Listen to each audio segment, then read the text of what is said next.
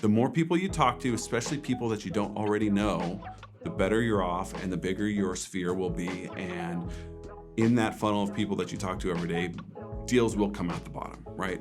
So do the open houses, dial the phone, stick to the basics, put your head down and do the work. That's the most important thing, regardless of what market you're in.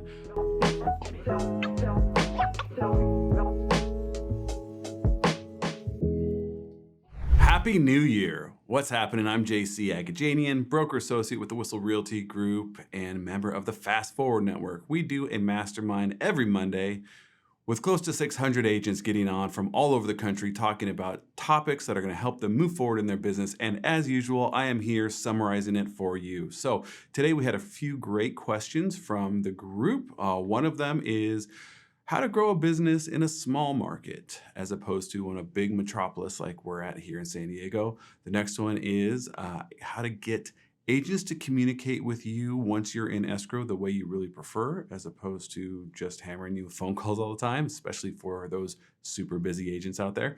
And the last one is helping sellers see the light.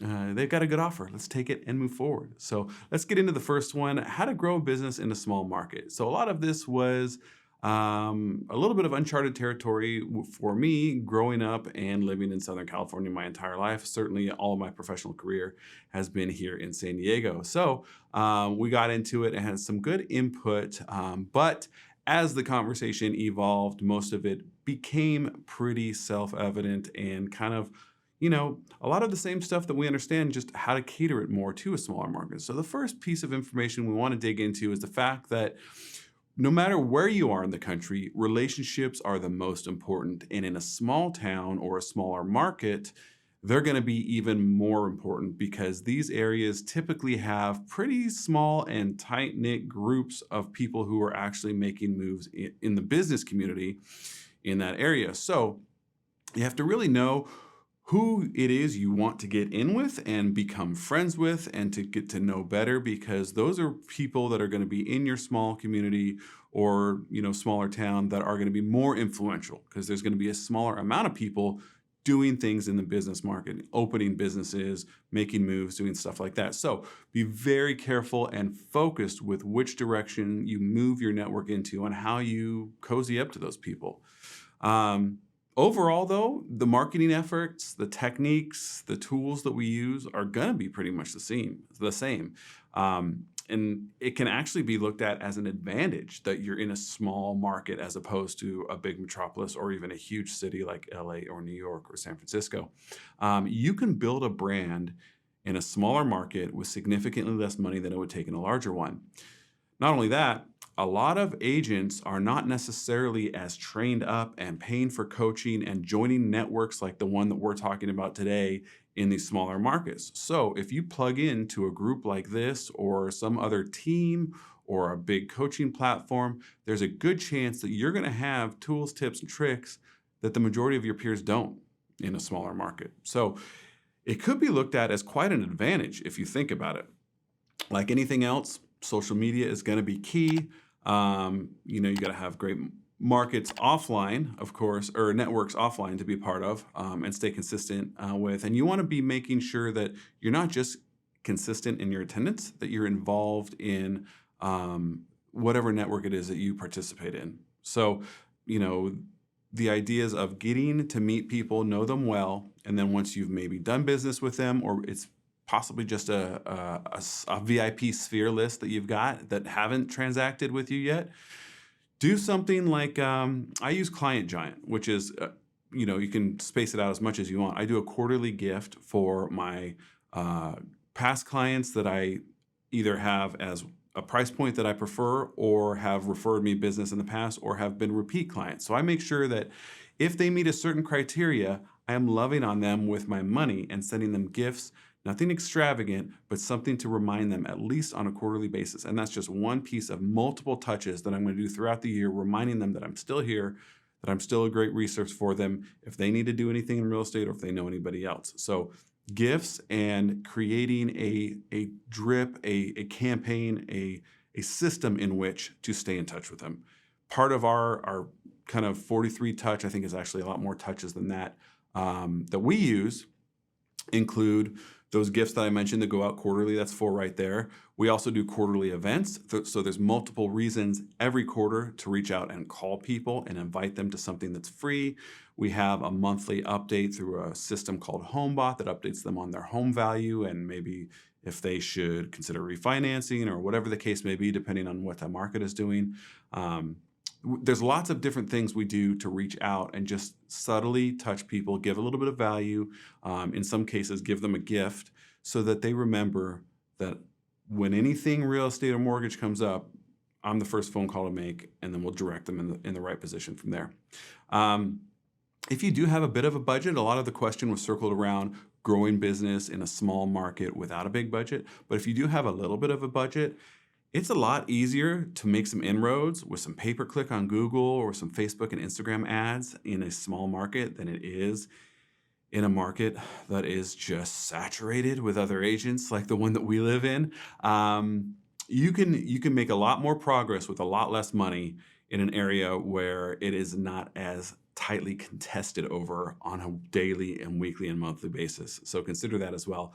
And another piece of the touch campaign that we use is community events. Like I mentioned, there's a lot of different things that you can do. You don't have to reinvent the wheel. You can reach out to someone like myself or anybody else that you know, and there's just a plethora of different things that you can do to benefit your community. Just over the past month or two, we've done a clothing drive, we've done a food drive, and now we've put out some flyers to the neighborhood offering to pick up their dried and crackling Christmas trees so they don't have to put it in their car and haul it off, because in our area, the only way that the city will take it away from you is if you get out your saw and cut it in half or in thirds. So those are a couple ideas of community events. And then that's not to say doing the movie night or, the barbecue in the park or whatever it is you do. There's lots of different things you can do. So all of the standard things that we do that cost us a lot more money in a larger market, you can do less expensively in a smaller market. But in the end, it all comes down to conversations, right? The more people you talk to, especially people that you don't already know, the better you're off and the bigger your sphere will be. And in that funnel of people that you talk to every day, deals will come out the bottom, right? So do the open houses, dial the phone, stick to the basics, put your hand down and do the work. That's the most important thing, regardless of what market you're in, big or small, but it will definitely apply to a small market just as much as anyone else. So those are our tips for getting some business in a smaller market. Now, the next question was an interesting one because it came from an agent who's actually kicking ass. He's got new development contracts with builders. He's overwhelmed with business, even in this market right now. And his whole question surrounded the idea of, I want to be the point of contact when deals are coming in, when agents have buyers that want my new construction. But once we put it in a contract, I want to be done. I want to have my assistant, my transaction coordinator, my partner, whoever it is, to take over. And he continues to get bombarded with business calls that are already existing when what he's really trying to focus on is going and getting new business. So it's just extracting the bandwidth out of him. And he really is overwhelmed with the onslaught of phone calls. Great problem to have, right? But it is an important thing that we need to address because you're only as productive as your day will allow. And if you're giving up 20 minutes here, 30 minutes there, 15 minutes here, an hour conversation there, it can zap your entire day. Not to mention, even if it's a 5-minute call, it still takes time to stop what you're doing, train your brain to key in what's the question, what's the answer, help them out, and then stop and go back to the task at hand. It's a giant disruption in your workflow. So even though it sounds like, oh, must be nice, rich guy problems, this is something that's important to address before you get to that point. So it's all in how we respond to others, right? If we are contacted with a request and, we would like that request to be directed to someone else, well, hey, don't answer the question. Even if you know it, don't answer the question. Say, hey, no problem. I'm going to have so-and-so get back to you right away so they can address this for you. And as soon as they can, they'll answer your question. Even if you know it, say that. Do that over and over. Eventually, they're not going to bother with you because you don't know anything. and they're going to call them directly. Same thing goes with clients. We train people how to communicate with us. So, part of our workflow is to explain, hey, welcome to escrow. So-and-so is going to be your new point of contact. She's our transaction coordinator. Start with her with any questions you have. If there's anything she can't address, we'll be happy to help out. So we got to train them on where to send the information requests that they need. And hopefully that's not to us, so we can keep going out and generating new business, right? We need to teach people how to communicate with us. Another alternative idea that somebody brought up as a way that addresses this issue is that he actually has an assistant that he trusts highly. I mean, she's got his bank information. She's in his systems with his database and everything. So he just went ahead and bought an extra iPad and plugged all his Apple ID information on there. And she does the majority of his text correspondence for him. And not only that, it actually enables him, quote unquote him, because it's not him, to be a lot more thoughtful and caring with his responses. Because if it was actually him responding, it would be curt, short, to the point. Oh yeah, I got to do this. Cool, talk to you later. As opposed to, hey, thanks for reaching out. You know what? We found blah, blah, blah, and being more thoughtful and carried out. She takes the time to do that. He would not. So his correspondence is actually better doing that as opposed to just being inundated with, messages all the time. I like the first one, which leads me to something that I do as well. And this is kind of on purpose and kind of just because I've been doing this job for nearly 20 years and I have a very good understanding of what's urgent and what's not, but go slow. Go slow on purpose. Once you open escrow, explain who the new point of contact is. And then, that person's going to be much faster. So in order to avoid delays and delayed responses, hit up this person. And then if they don't and they go to the wrong person, which is you, just be slow to respond and ask them to jump in and respond for you before you get a chance to. And this goes back to the idea of we train people how to communicate with us and teach them, like, that's part of it. If they want a quicker answer, this person over here is quicker than you are because you're busy doing something else. And it only takes a few times of someone kind of either subtly or overtly getting that message to where they're just going to go ahead and flow where there's the least amount of resistance, right? So another idea, because the topic came up that he's got some people who just are persistent in talking to him. They think that nobody else on his team can handle what he's got and everything, and it's just real aggressive. Somebody said that they actually had for, I think it took a long time for this person because there was a stubborn agent on the other side of the transaction. I think it was like 9 days in a row or something like that he had his assistant pick up the phone first thing in the morning and beat them to the punch with a phone call. This is what we're doing today. This is blah, blah, blah, and address anything up going on with the escrow right then and there. And eventually that person clued in as well. So overall, like I said, I think the general theme is we teach people how to communicate with us by our responses. So even if it seems like, hey, it's just 5 minutes, I know the answer, I can get it to them. Take a step back, the bigger picture, we're trying to free our time and allocate. We pay these people to help us for a reason, so we should have the people that we're communicating with use them so that we're not wasting our money and time. So that's getting agents to communicate with you in the way that you prefer. So the last question for the morning today is helping sellers see the light. Really, the idea is to try and get them, with this example from the person that asked the question, to accept a reasonable offer and move forward, right? We're in a market that's changing. It's moving away from us value-wise. So it's going to take a little bit more effort to make sure that not only is the person happy enough with us to hire us to get the job done and then content with the work that we do, marketing the property enough to get offers to come in, but to actually say, yes, that's a good offer, and no, that's not something that we're going to dismiss, right? So you start with the basics, right? And we're going to assume that this didn't work, right? But you go with the basics, you have the conversation, you help them recall their motivation, to see the step back, see the big picture again, remember why they're doing this, what they're trying to get to, because most people aren't just selling because they are focused on that home. They're usually selling because they're going to a new market, to a bigger home, to a smaller home, to an old folks community, whatever the case may be. They're going somewhere. So let's pull back and help them see that big picture. Remember what we're doing, that this is within the range that we thought might be reasonable, and go forward there. Now, we're assuming none of that worked, right? Hopefully that will, and hopefully you've got some good scripts and dialogues and just general conversation techniques to talk with sellers about that type of stuff. But we're assuming it's not working, right?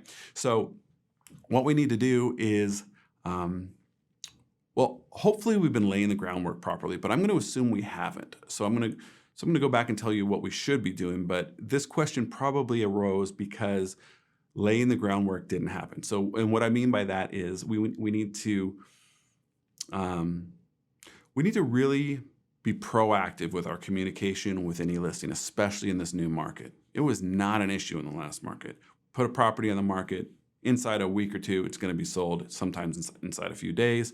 There's never any need to be researching the market, getting new data on comps that are maybe pending instead of sold, updating them on what's happening, how many showings other agents have had, and really what's going on with the competition each and every week. That's what we should be doing. We've got to give them reports from any source we can call on, right? So I use showing time reports. I use new comps if I can get them. I call other agents and find out what they're pending at. I find out how many showings they've had, how much time on market they've had, and prepare not just some bullet points, updating them this week versus last week, but also paraphrase it in a small video in that email.